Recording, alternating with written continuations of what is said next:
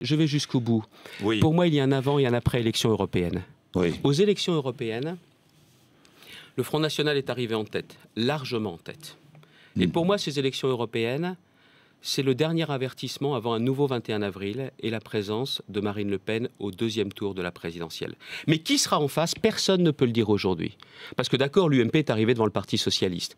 Mais les élections européennes, c'était la veille des révélations sur l'affaire Big Malion. Je suis persuadé que si on avait su précisément, de la part des protagonistes de cette affaire, ce qui s'était passé, le Front National n'était pas à 25%.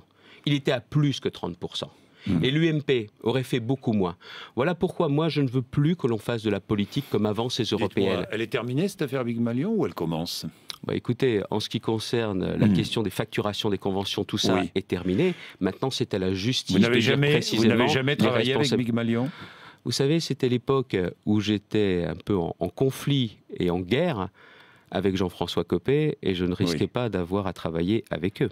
Et même avec Jérôme Lavrieux, puisque vous avez travaillé avec lui. Enfin, il a travaillé avec lui. C'est moi qui l'ai fait rentrer en politique à Saint-Quentin. Et c'est vous qui vous en êtes séparés? Et c'est vrai qu'ensuite, nous nous sommes fâchés, mais c'est de notoriété publique. Oui. Vous ne nous direz pas pourquoi. Je garde le silence. Et moi aussi. Vous aussi? Vous ne voulez pas nous dire pourquoi?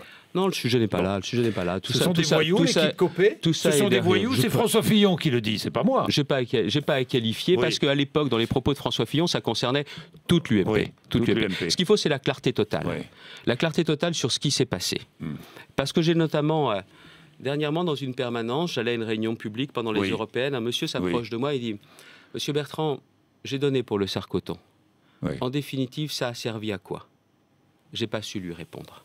Alors il faut que la lumière soit faite intégralement pour que l'on sache aussi clairement quelles sont les dispositions à prendre pour ne jamais plus voir ceci se produire, ni à l'UMP, ni ailleurs.